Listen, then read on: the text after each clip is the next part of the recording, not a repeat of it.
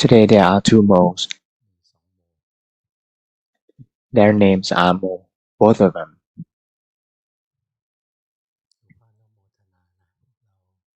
Anumotana everyone coming to listen to Dhamma. Listen to the Dhamma talk.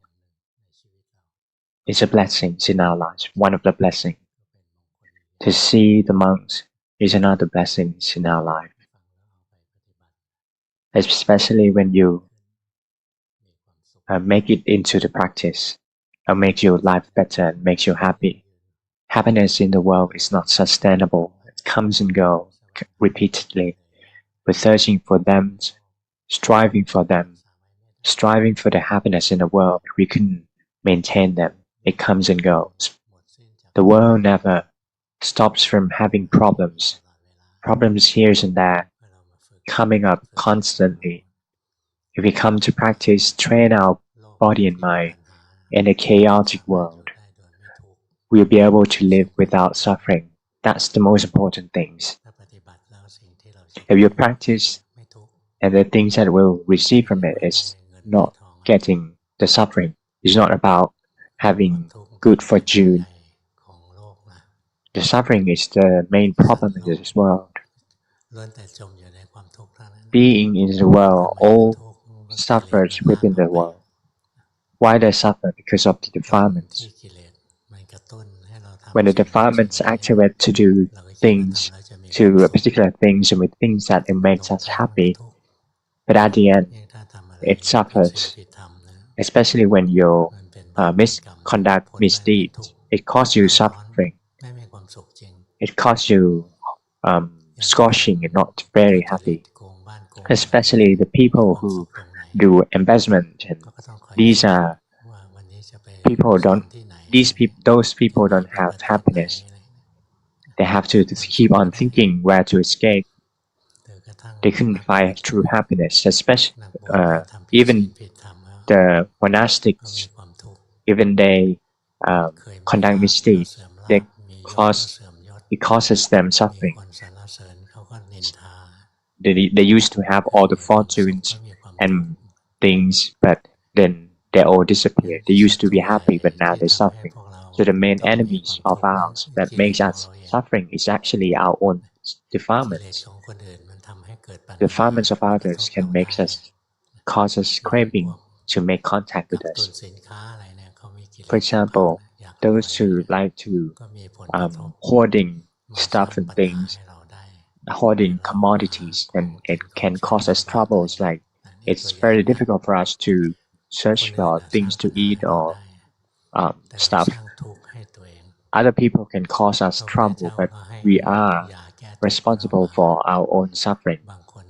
Lord Buddha give us the directions towards the end of the suffering. Some people got the text of the medicine, the book of medicine, but they never truly produce the medicine, so it wouldn't be able to cure the disease. Lord Buddha taught us Dhamma. He taught us the direction or the formula of the medicine for us to get rid of the defilements and get away from the suffering. Coming to practice, once the defilements come, we couldn't be able to tackle them. If we look at these people, that they are very petty. So we have to guard our mind. Whenever these kind of things happen, that shaking the faith of the community. The monks is actually one of the, is assimilated to the warriors. It's like soldiers. When they comes to the war, comes to the battle, some passed away in the middle of the battles, and other people have to run away from the fields.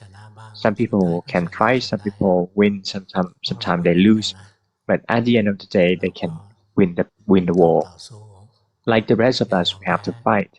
We shouldn't give up. There's so many years ago, the news about years ago, there's a soldier, and they got the bomb, and they have to cut off his limb, and he still fight. If his heart that strong, then he could be able to transcend the samsara, cycle of samsara. But for those who like comfort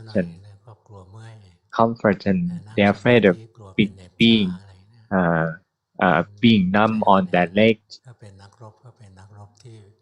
if they are the soldier or warriors, they are coward.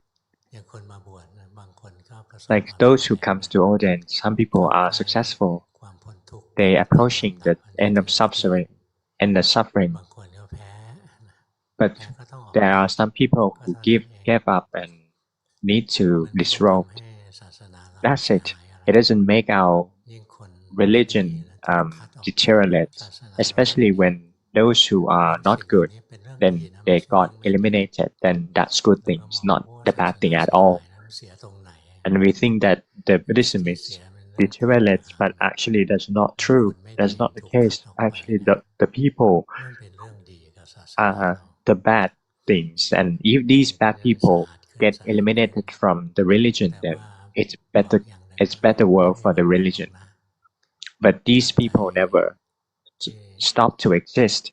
As long as the people who come to ordain, they come from lay people, they all have defilements. And some people can fight, some people cannot. So you don't have to start to whatever happens. The truth is the truth. The Dhamma of Lord Buddha. The Dhamma of Lord Buddha, not only this Lord Buddha, but other Lord Buddhas as well are the same. They taught the same thing, no Four Noble Truths. But people couldn't sustain the Four Noble Truths, then the religion and the Buddhism gone. But once the Lord Buddha comes to enlighten them again, he will teach the same thing, which is Four Noble Truths. So the religion isn't gone, but the quality of the people cannot sustain the Four Noble Truths, the truth. So, but for the rest of us, we are deemed to have good merit. We born in the world where there's still Buddhism and there's a good land. We're born in a good land, which is the land that can still have the Buddhism. This is very scarcely happening. All the beings in this world are countless. About 7 or 8 billion people in this world. To ever hear or listen of Lord Buddha's teachings can be limited into only few. In Thailand, people can listen to Dhamma, but for other countries, they scarcely listen to the Dhamma. But in Thailand, there are many different wrong theories and our wrong view. There's not pure, so we have to try to purify our hearts to develop the right view. Therefore, to see other people falters, we shouldn't blame them. We shouldn't scold them that their evilness. If we blame them or scold them, that's our evilness. We have the wrong speech and we break the precepts. So the karma would take consequences. Talking about the suffering, how to get rid of the suffering. People in the world hate suffering, afraid of suffering. No matter how you hate the suffering, but you can't escape from it, because the suffering is within our body and mind. If you escape from out of this world, you're still with your body and mind, so you take the suffering with you. So the suffering is something that you cannot escape from it, because the suffering is actually within our body and mind. That's why Lord Buddha taught us that we have to be aware of the suffering. We have to learn the suffering. The suffering is like the disease within our body and mind. If we keep on escaping from it, then we wouldn't be able to survive, and we wouldn't be able to escape from it. The suffering is to be known, both in the body and mind. Where is it originated from? If you could know the cause of the suffering, then we're able to get rid of the suffering.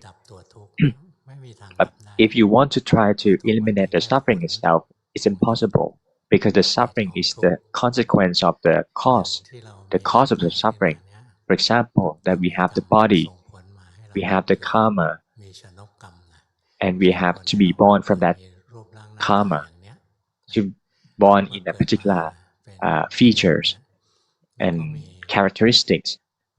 To be born as human, there are standards for human. We have to be born, age, pain, and die. We couldn't escape from them. If you want to escape from them, is what you get from it is your will be worry. Because if you can accept the truth that the body needs to be painful, die, and eventually, then those fear, those suffering will overwhelm your heart. Where you become worried that you don't want to be uh, uh, age, aging, or you want to do do a lot of things. You want to sometimes change some organs to make you young forever. But actually, you cannot escape from this. It's only for you, like the appearance, to fool the eyes of others. We try to stretch our face, but it's only fool others, but you cannot fool yourself. You cannot walk as if you are teenagers anymore. If you're doing that, then you become stumble. So you cannot fix the pain, ache, or aging, or passing away. If you cannot accept these things, then you become worried. So think of the gray strand of hair, the first gray strand of hair. But most of us already have that. When you think of the first strand of gray hair, how's your mind ever? Or you are happy that the Dhamma portrays that Lord Buddha taught us when you're born you have to be aging. You don't feel like that. You feel startled. You feel astonished that what to do. So you sneak out on plucking out the gray hair. You fool yourself and others because the truth is that you cannot escape from it. If you become aging and you don't want to be aging, or you're afraid of aging, then you become worried that the suffering can penetrate your heart because you can accept the truth. You're craving for the things that is not true. The craving causes you suffering because it's the wanting that is unreal. For example, don't want to be aging, that's suffering because it's not true. You don't want to be pain or in sickness. It's impossible. It's unreal. So it causes you suffering. So you can take closely look at these cravings. There are things that not real. For example, you want to be aging or in sickness or passed away. If you can do that, you can forbid them, then you want to do it. But if you live longer and you become bored and other people die, all the relatives and loved ones gone, but you don't want to live forever anymore, you want to die. But it's misnature because you are supposed to live forever. So it contradicts to the nature as well. But so these craving things are unreal. So if you meditate on an object and try to learn the truth, to meditate on an object is just for the purpose of learning the truth of the body and mind. For example, you have to aging in sickness and pass away. One day your mind will be able to accept the truth that one day you experience these things, and then your mind will win wherever from the aging, sickness, and pass away. The suffering couldn't penetrate the heart if your heart understands the truth of the body. Whatever happens to the body, you see that it's normal. Normality, being normal is actually the Dhamma. We see that the normal of the body is to aging in sickness and pass away. Within your heart, if you keep closer look, you see that sometimes good, sometimes it's bad, sometimes it's happy in the beginning, in the morning, but being irritated at the afternoon. Waking up in the morning, you feel that it's so traffic jam or it's raining, and you go on the rainings. Why raining in this morning? You try to pick up a fight with the raining, and the raining always falls when you about to talk off in the evening when you out of work. You're craving for things that it's not gonna happen, and it causes you suffering. Actually, whenever craving arises, it causes you suffering. For example, you want to won the lottery. You feel that when it's going to we're still up in the air. When it's gonna happen? You think that this is your last resort, and it causes you suffering. The mindset being struggle causes you suffering. So your mind have to experience the truth, which is whenever the craving arises, then it causes you suffering. Every time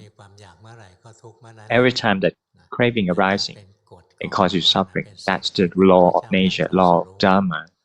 It's something the Lord Buddha taught us and got enlightened for. The mind,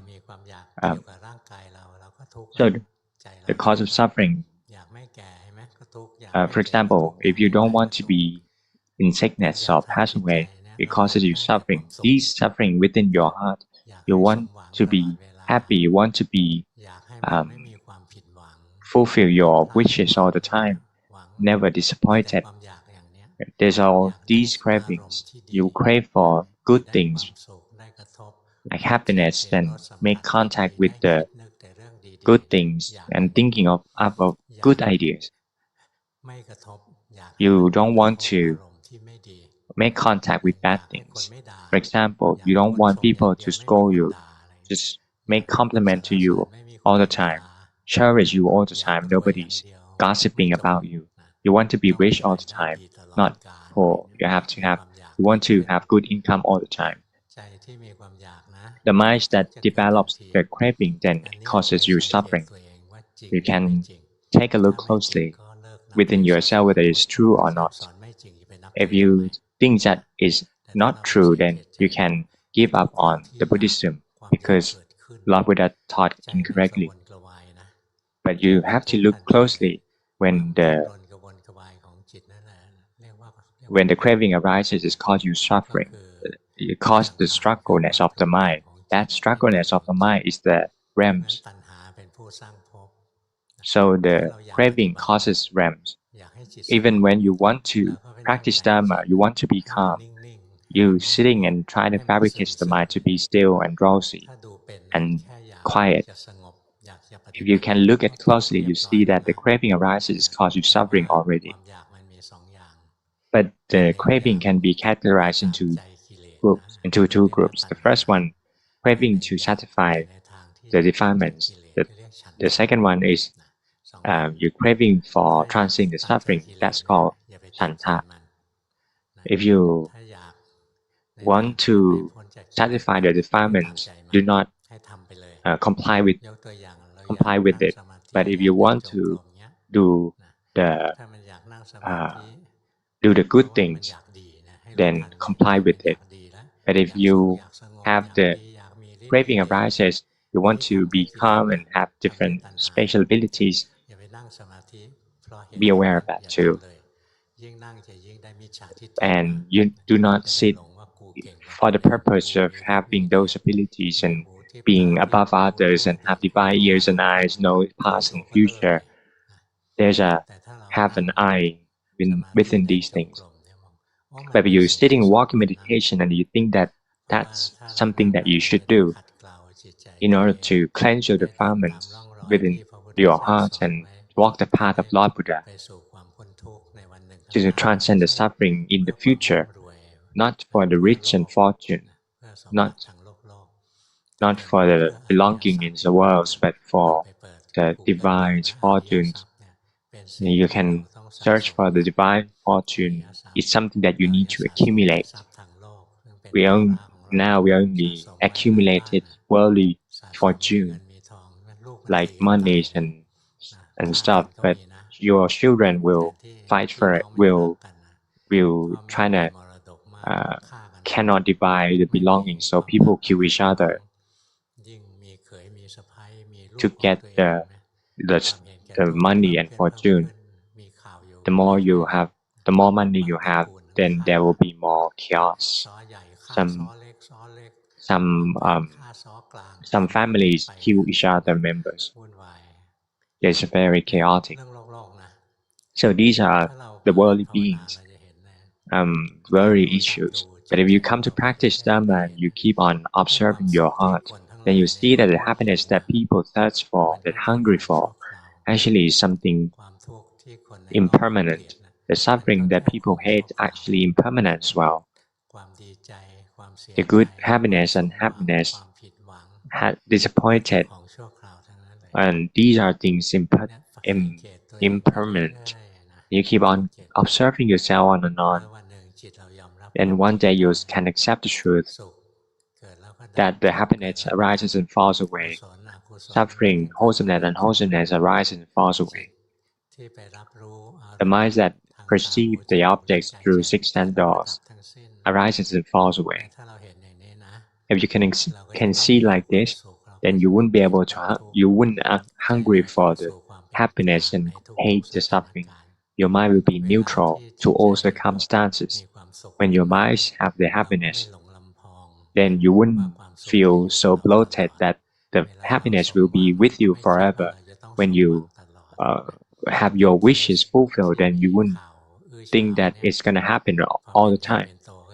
Like the case that happening in the news, I think that there will be the big figure and they're being bloated, and you think they didn't know that these are impermanent things. When happiness comes, and you have authorities, these are only impermanent, and your mind will be fulfilled.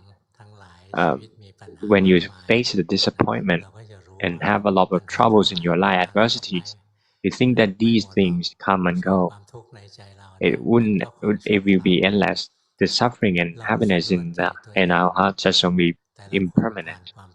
We can observe within your heart that everybody faces a lot of suffering. Some people, their children passed away. That's the grief, that's the grave suffering, the number one suffering in this world. When your parents die, there's a less suffering because you know that one day they'll pass away. They've been living for a long period of time. When old people die, it's normal thing. But once your family passed away, then but for your children, you never imagine that they will pass away before you. You never thought that your children will die before you. You don't even want to think about it because it's a misfortune. So once when it happens, then you couldn't accept the truth, because you couldn't accept the truth from the beginning that your children will die before us. Some people gone mad and become have a disorder, mental disorder, developmental disorder. But if you could see that these happiness and happiness are impermanent, disappointment and fulfillment is only impermanent. All the things that happenings in our life just impermanent, whether it's happiness and happiness good or bad. Even the mind, if you train your mind well, then the mind is only permanent as well. There's nothing that arises in permanent. everything arises, even our minds arise as falsehood. If you could see like this, then there's no self. And all the suffering arises because you attach to it. Without the self, you want to have the self happening, so you attach to it. The happiness comes and you want to stay forever. It causes you suffering. The problems comes into your life, you don't want it to happen, and it causes you suffering. And you have to be parted from your loved ones, causes you suffering. People in this generation is very pity because they don't have relatives. Most of us don't have close relatives anymore. Nowadays, we don't have friends, even neighbors. Now, we don't know our neighbors. People in this world, they don't have really friends and become lonely, and they have to find dogs and cats. Once the cat's gone, they cry their heart out. Some set up the funeral and spreading cards for people to invite people to come. And we just realize that it's only a cat in the funeral, in the coffin. When there's one lay person, I like to do gossip to do. Actually, not gossiping because it's only a case study. I didn't name him. There was one day that they bring two pictures and came to me, and he asked me to spread loving kindness and merits to this. And he said that his relatives passed away. Actually, that's the dog. The picture of dog, so I spreading loving kindness, and the other one as well, sir. And the grandma passed away as well. And but turned out that the dog came before the grandma. So these days, people don't have much relatives. Many relatives, they have cats, they have pets as something that they love most. But it's better than torture the animals. But what I'm trying to say is that people in this generation is very lonely. Back then, only 20 billion people in this world, 20 million people in this world, and in this country. But there's so many relatives. There's some grandma, grandpa. There's so many grandparents. There's a lot of them. Like there's siblings of the grandpa. Back then, there's a lot of people. There are few people, but there's a lot of relatives. But nowadays, there are a lot of people, but only few relatives. We only live in social media and searching for happiness, like raising cats and dogs. Instead of being lonely and consuming time uselessly, we come to practice instead. We cut to the chase to the mind, because all the wholesome and unwholesome arises from the mind, even the fruit. But most people, when they want to come to the mind, it's impossible, because when observing the mind, you don't really get into the mind, because you don't have enough strength of the samadhi and mindfulness. It's not enough. So before coming to observe the defilements or get rid of the defilements within the mind or gain the fruit of the within the mind, you have to have the effort. This path is long. You have to be patient. It's not something just happen out of nowhere, like you're cooking instant noodles. Just put hot water in and you just have the instant noodle right away. But we invest our whole life to practice Dhamma, and actually takes many lives.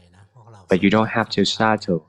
A lot of people come here to listen to Dhamma, and it's not our first life to be interested in the Dhamma.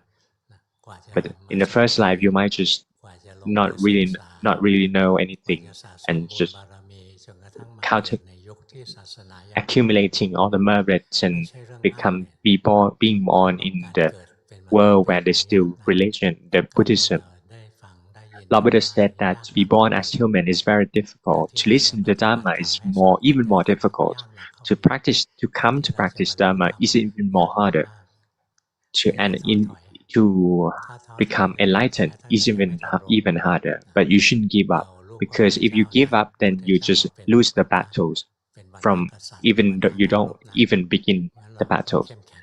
So Lord Buddha used to be warrior ones, they are kings. So you shouldn't be try to give up easily. Some people try to you have to fight. Dhamma is not for the weaklings.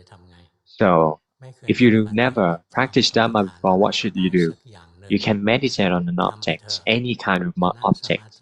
Just do it. Whether sitting or walking meditation, that's fine. But you have to have the right purpose of doing it, which is not for the happiness or peacefulness, not for to be a good person, because happiness, peacefulness, and being good person is something impermanent. We keep on practicing every day because we have to cultivate mindfulness even better and better. By sitting walking meditation, like when I was young, I would do breathing in Buddha and breathing out, so count one, and breathing out in Buddha and breathing out, so count two. I didn't expect for any result. But once I keep practicing with a normal mind, natural mind, breathing in only a few breaths, then the mind becomes converged and gains samadhi. At first, I'm stupid. I was so stupid that it gave rise to the vision and light. Whenever I want to see anything, I could send the mind out to see different things. There's a lot of toys within the samadhi. That's the pitfalls of the samadhi. Without masters to warn us, you will stuck in these pitfalls without accumulating enough merits, and you fall into these pitfalls, which is the visions of the samadhi, and you wouldn't be able to survive because you're having fun playing with the visions and seeing other people's mind. To know other people's mind even easier than knowing your own heart. Knowing your own heart is so much difficult, so do not try to see other people's mind. Just observe your own mind. So first of all, meditate on an object and try to be mindful of your own mind. For example, breathe in, breathe out. Though once the mind wanders off to things of other things, try to be aware of the mind that wanders off. When you keep on breathing, the mind flowing towards the breath. Almost practitioners that observing the breath, the mind will sink into the breath. So try to be aware that the mind sink into the breath. Some people observe the abdomen rising and falling. Sometimes the mind drifts away to other things. Be aware of the mind that drifts away, the mind flowing to the abdomen. Knows that the mind flowing, sending out to the abdomen. Try to be aware of the mind that is sending here and there as much as possible. And then the mind will become stable and upright. Become a stable observance, can gain some strength. For example, if you drift away and also drift again, also again, this is you have to meditate like this.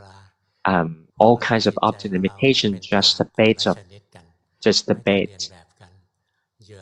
People have different features. The baits for a particular fish are different for different individuals. Some people have a lot of greed, and they should contemplate on the foldings and the body. If the mind wander off to think of other things, then be aware of it. If it sink into the body, then be aware of it as well. So if you keep on breathing and you like to think of other things, the mind becomes scattered. So you keep on breathing. Once the mind drifts away, or focusing on the breath also. Or if you like to see the Buddha image and Buddha statue, you can think of it. When you think of the Buddha image, and like the Buddha image behind me, he's sitting here for a long period of time. Then I was not seeing he was like only the copper, like only this. Now it's not like normal copper. If you have good samadhi, you could see that this Buddha's image is very divine because he's been listening to Dhamma for a long period of time. Actually, not only human listening to the Dhamma, celestial beings as well, and all kinds of the Buddha image is divine because of the power of the celestial beings, not the Lord Buddha, because Lord Buddha is already Nibbana. like พระยานเรศวัดยานสังวราราม there are like 3 celestial beings the main หลวงพ่อโสธร like 1,000 celestial beings because there are a lot of people coming to the monastery when they make merits then their mind is wholesome and it attracts good things. If you only conduct misdeeds and all the bad things will come to you. Like if you fight in within your family all the time, then all kinds of different ghosts will come to your house. Why come to these issues and matters? You have to be patient. Meditate on an object and then be aware of your mind. When the mind drifts away, know so. There are 2 ways when you can wandering away. The first thing you wander off to think about it, or wander off to see different things. You forget about your meditation objects. The other one is when you wander off to overcasting on the objects, for example, the feet, the body, the whole body, the breath.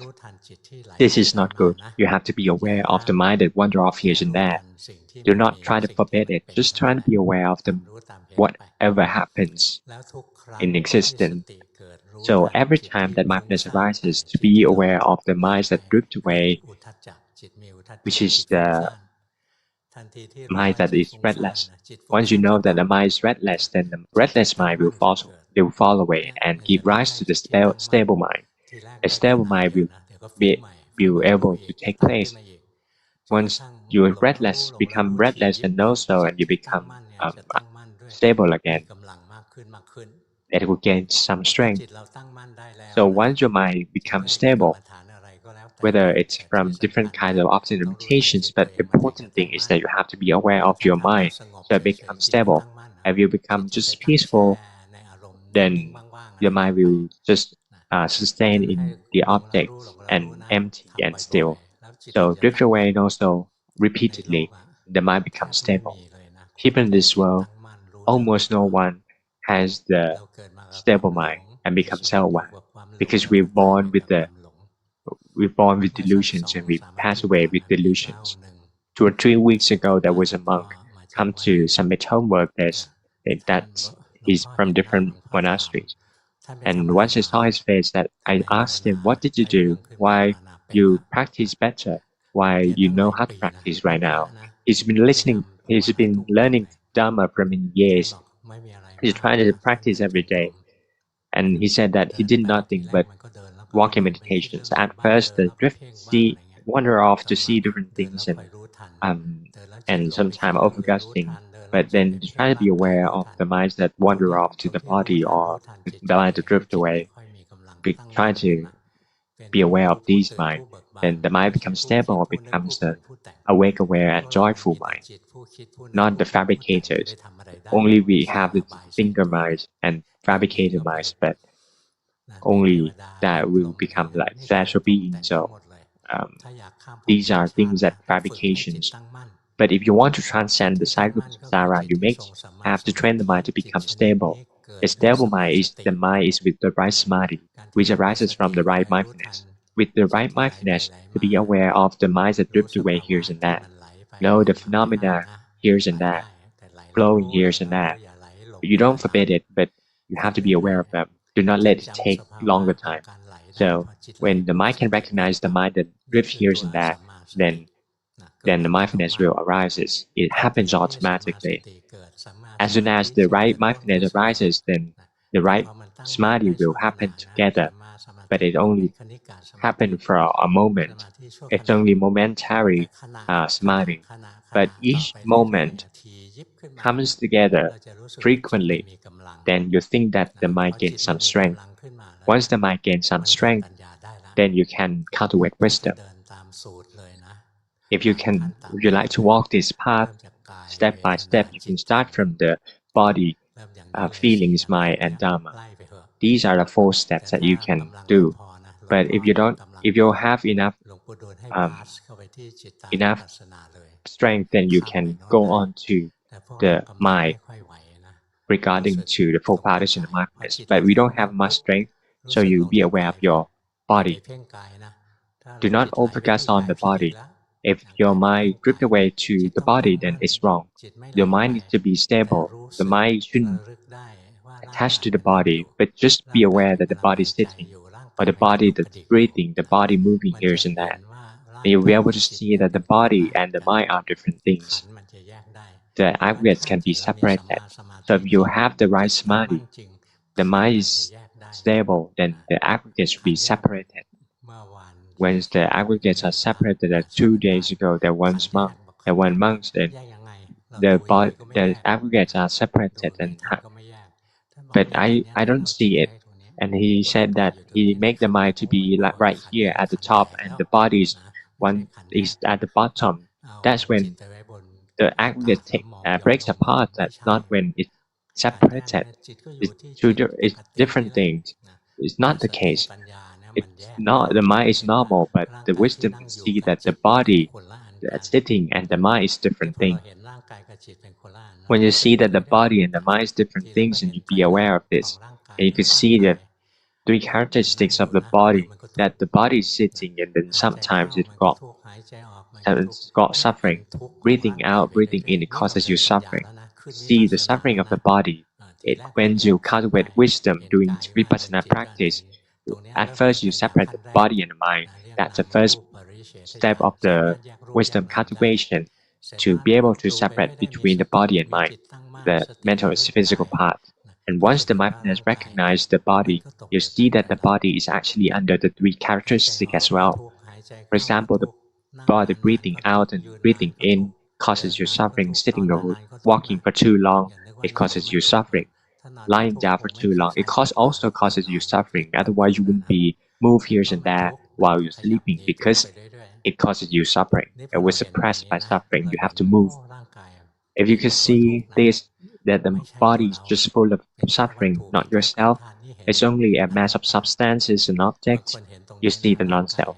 Some people could see like this, see that the body as impermanent suffering and non-self, see only the suffering, and the mind is actually impermanent. Sometimes it see the body, sometimes it see other things. The mind as well, under the three characteristics, it's impermanent. You cannot command the mind to knows the body all the time, or forbid it to drifting away. That's the non-self of the mind. Some people, once observe the body, can become the noble ones, because you see the truth that the body is suffering and the mind is the suffering as well. You couldn't find good things out of it. The people who can walk this path is Praanand. Praanand, at the night when he became enlightened, the Tipitaka said that he spent most of his time with the observing the body, have the mindfulness with the body, within the body, not thinking about the body. This Kaya capacity in Bali is not in the 40 meditation objects, but it's within the full foundation of mindfulness, to be able to see the three characteristics of the body and become enlightened. When you see the body as suffering, but the mind can enlighten, so you keep on looking closely, you see that the suffering itself is within attached to the body. The suffering is not the body. Body at first there's no suffering, but the suffering penetrates the body. So this body and suffering are two different things. It's non-self. It's not got invited, but it comes. I see that the mind will become neutral towards the suffering. And sometimes you see that the body is suffering and the mind becomes suffer as well. It's when you do meditate on feelings regarding to the full foundation of mindfulness. When the body develops suffering, it causes the mind to suffer. Once the body happy, the mind becomes happy as well. You see that the mind is sometimes happy, sometimes unhappy. You cannot command it. You cannot forbid it to happen. You cannot command it to be happy all the time, or forbid the suffering to happen. You see the suffering. You see the impermanence of the feelings within your mind. When you keep on practicing, then you see that when the happiness within the mind rises, then sometimes greed penetrates and interfere with it. Like you like or dislike, you like it. But when the suffering arises, the aversion arises as well. Sometimes there's happiness or unhappiness, delusion kicks in. The greed arises together with the delusion. when the aversion it arises together with delusion. So all kinds of wholesome mind, unwholesome mind arise, arises, arise together with a delusion. All kind of wholesome mind arise together with the mindfulness.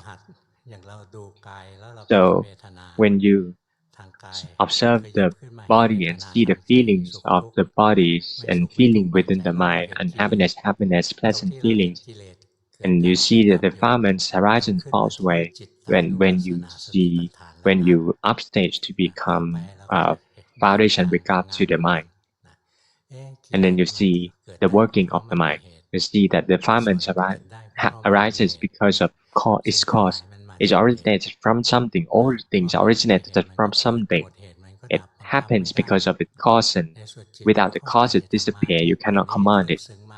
And you can keep on understand the subtle Dhamma to understand the cause and effects of things, that the foundation regarding the Dhamma, which is the ultimate of Dhamma foundation, is to see the noble truth and cessation of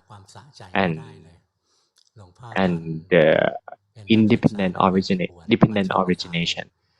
When I was ordained in Chonbatan temple, Luangpu Panya have a lot of events, and he has to go different places. He don't have much time, so he gave me a book, and I read the book, and I couldn't understand dependent origination. And I asked a lot of monks in the temple; they don't really understand it. And some of the monks explain that it's something that Dhamma that originated from the causes, and he gone. He don't want to answer me more questions because he didn't really truly know it. But I don't really asking him too much. But once I leave the monkhood, and I read the books about the dependent originations. There are like the ignorance happens. There are three fabrications: wholesome fabrication, unwholesome fabrication. And I didn't know how to connect with the ignorance, and fabrications originated from the consciousness, but I didn't know how they're connected. This is not when you don't know the dependent origination, you only memorizes it. So you keep on practicing that. One day you're able to see the dependent origination. It's very subtle. It's very deep. The easy things, for example, like when your eye see forms. Once the eye see form, that is make you satisfied, give you happiness. See the unsatisfactory image and cause you suffering. Dissatisfaction. Once dissatisfaction happens, and defilements comes in, and there's dislike and dislike, like and dislike. You want to be here. You're craving to be and not be. And once the feelings connected to the craving like this, the craving makes the mind jump and take a grip on the objects. Once the mind jumps and take a grip on the objects, it is when the clinging happens. Once the mind cling on to the objects, then it fabricates, which is called existence. Once the existence happens, then the mind will take grip on the mind, which is called birth, when it takes grip on these sense bases. Once the mind takes a grip on six sense bases, especially the mind, then it causes you suffering. So once the birth arises and causes you suffering, you have to practice till the end of the road, so be able to understand the dependent origination. You have to see the process of the dependent origination. What's the ignorance like? There are 8 of them. How could we be aware of the 8 ignorance within just one single mind? You have to keep on practicing. At the beginning, you have to practice the mind to become stable by be aware of the mind that drift here and there. If you can be able with it, then you have to train the mind by meditating on an object every day. At first, I said like 15 minutes a day, but now I increased. You have to pay more tuition fees by it's even more as expensive. Like, for example, walking meditation 3 hours a day. Walking meditation for 3 hours a day. If you cannot do it for 3 hours, you can do the morning by 1 hour and at night 2 hours. I actually do walking meditation as well. In at noon, I walking meditation. I don't sleeping. I walk towards. I walk to the temple. I didn't walk. Uh, I walk to different temples when I go to the temple and I pay respect. But every step I make, I try and be self-aware. That's when that's a Dhamma practice. Whenever you have time, you shouldn't waste your time away. That's a pity. Especially when spend your time satisfy defilements, I'll become stronger. So develop your morality, samadhi, and wisdom. So the wholesomeness will be stronger, and mindfulness will be stronger. Then at the end, you can get rid of all the unwholesomeness and defilements. And then you'll be able to transcend the suffering, transcend the world, to become ultra-mundane. It's kind of a long talk today because Pajana said that you can give a longer talk. I only do 1 hour and give submit home. Today that I have and the fire ignites. I see the news, the 300 and 800. And today 911. There are numbers. We have to fight against the defilements. We have to be strong.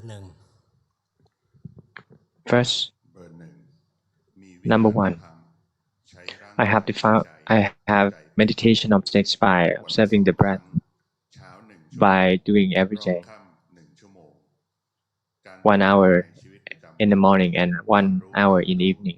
In daily life, try to be aware of the mind that's drifting away. My question is, could you kindly advise on my practice, please? When you know things, they are meddled with intention. You have intention, that's a greed. The greed happens. Why is not chanta? Why is greed? Because you want to be good. You're wanting. You're craving. You're craving because you love yourself. You want to protect yourself. That's a craving. But for Shanta, we do it we get rid of the defilements to worship Lord Buddha, not for anything else.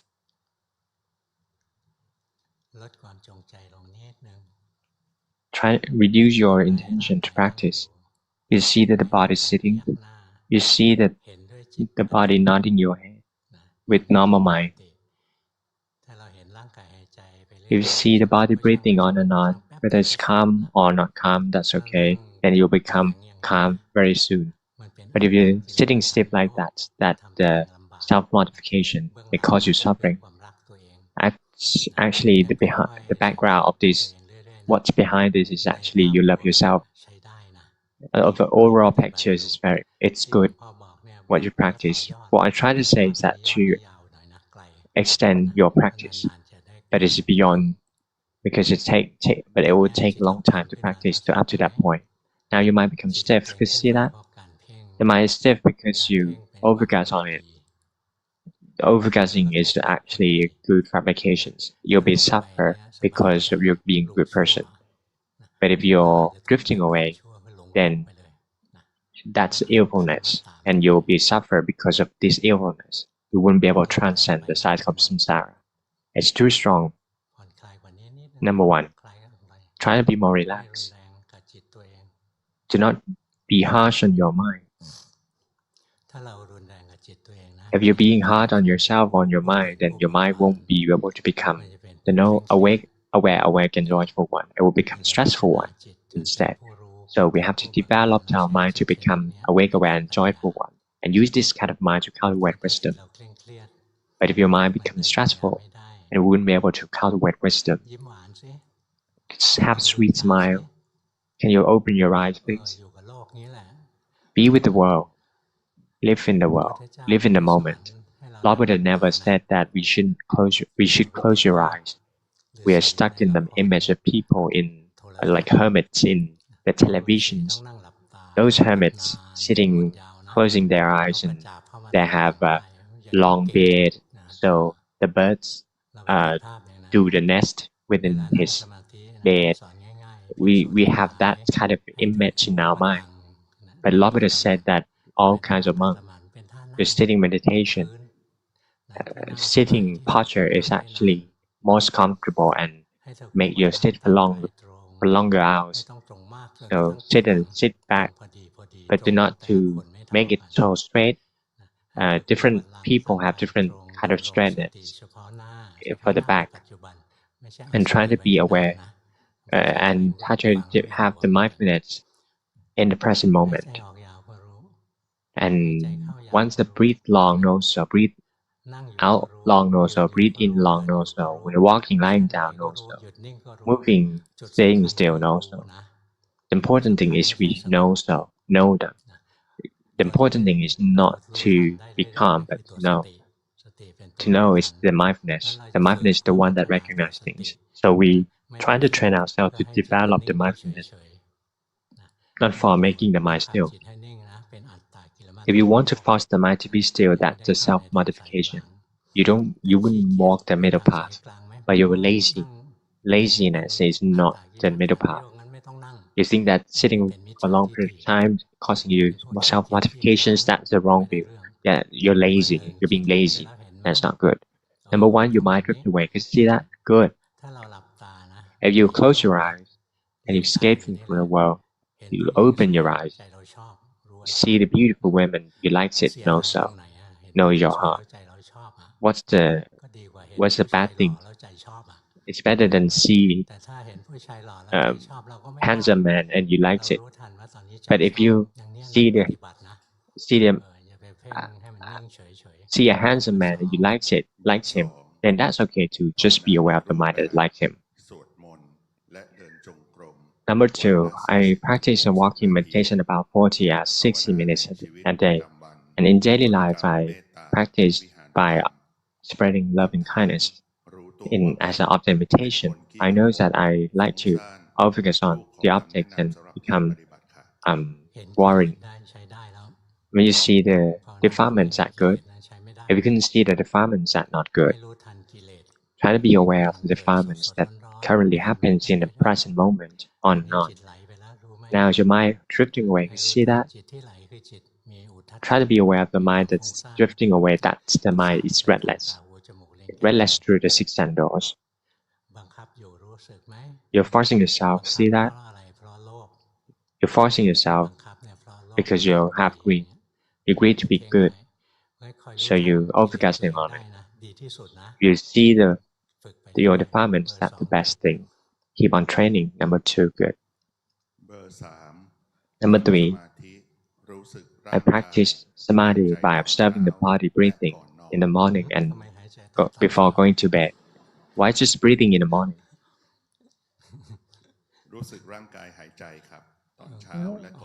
I see the body breathing in the evening and before I go to bed. And practice in daily life by observing the body and the feelings.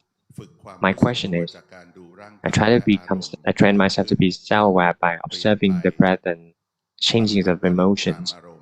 And sometimes I overwhelmed by the emotions. Sometimes I can be aware of them and become neutral. When I know them, but sometimes it's not neutral. But I try to be aware of them as they really is. Sometimes I can do, sometimes I cannot. Many months ago, I could see the changes within myself from the past. I think that morality is better, precepts is better, and I can be self-aware more, see things as they are.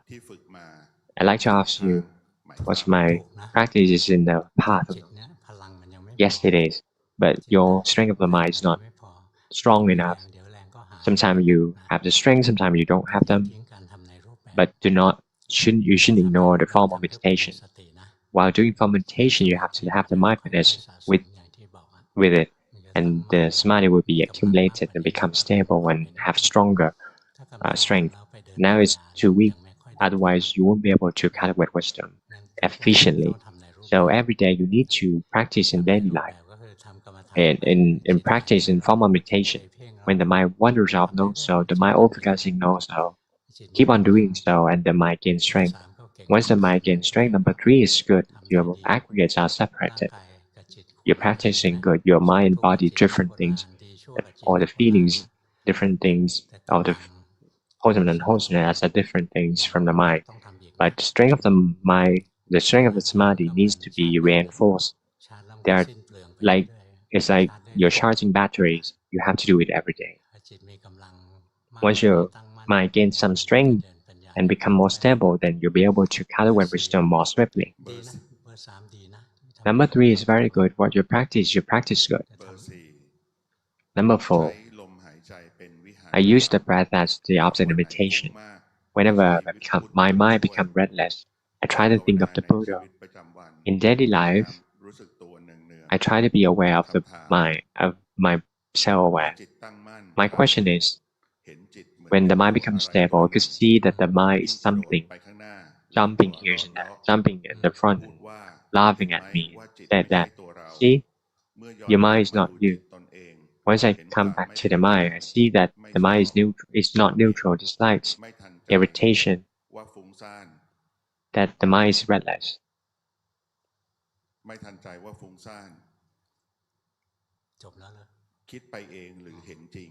Whether I think about it or see it, Luangpu said that that's to have wisdom, but it's not the path. We see that it's not noble path, but the mind is not neutral. The mind still accepts there's the self, so there's still a line. Keep on practicing, and one day you'll be able to see that there's no self. Number 5, I walk in meditation. Train myself to sit in meditation as well by observing the body breathing about 1 hour and a half in the morning and the evening. Sometimes if I have time, I will practice more. And in daily life, I try to observe the body moving, the mind as an observer, by doing house chores. Once the mind drift away, it knows so. Sometimes it drift away. Walking meditation, I did more relaxing way.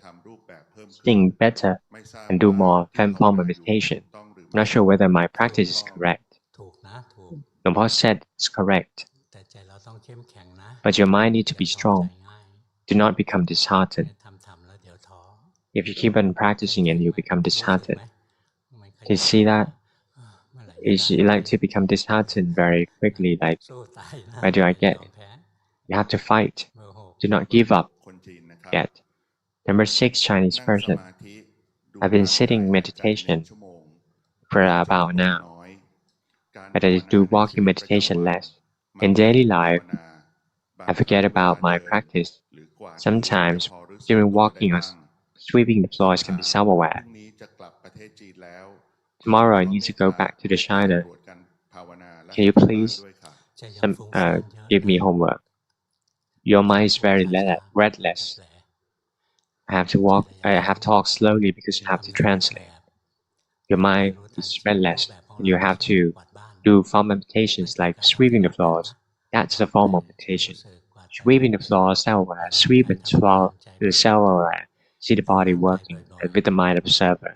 Try to observe the body, use the body as your observation, as your home base. See the body move, see the body sitting, see the body still. Observe the body as much as possible, then the mind gains some strength and you can make progress. You can observe the body. Observing the mind makes you thinking a lot. Thinking endlessly. Number 8.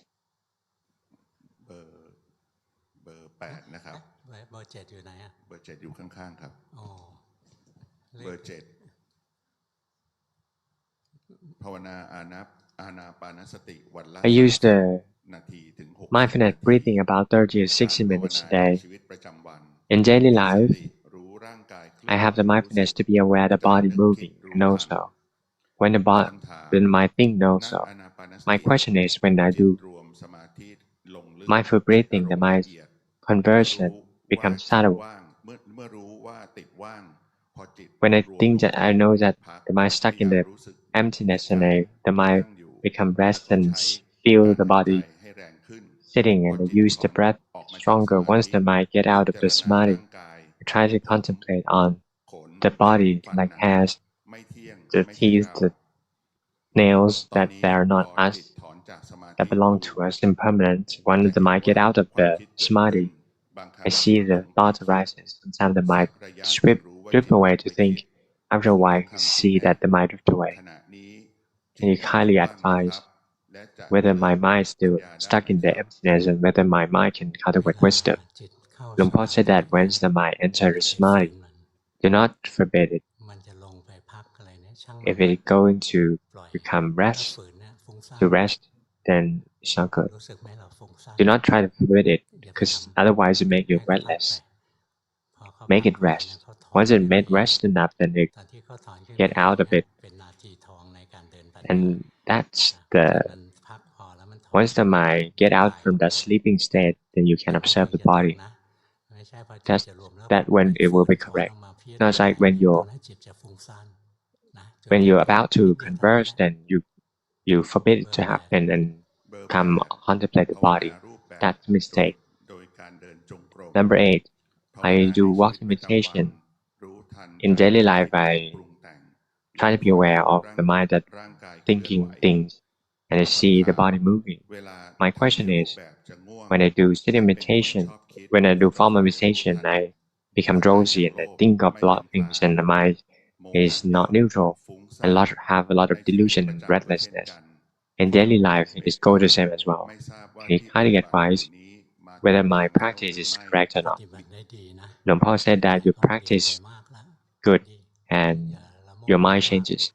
Do not be so greedy. You make a good progress. Continue practicing. That's all. 7 minutes later. Do not blame me. You can go practicing. See that? I told you today, do form meditation every day. Otherwise your mind don't have enough strength. And be mindful.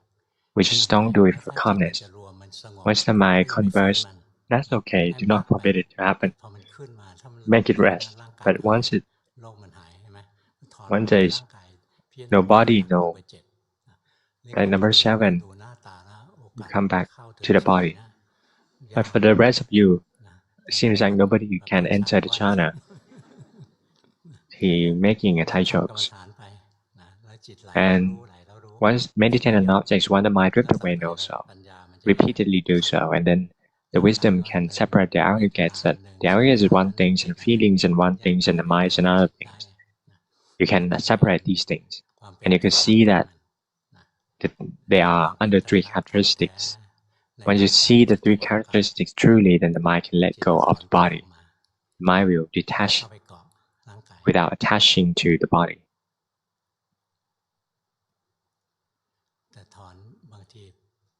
What is detached from the body because of the samadhi? If there is no samadhi, then it will attach to the body again. Because it doesn't because of the noble path. That should be it. Dismiss.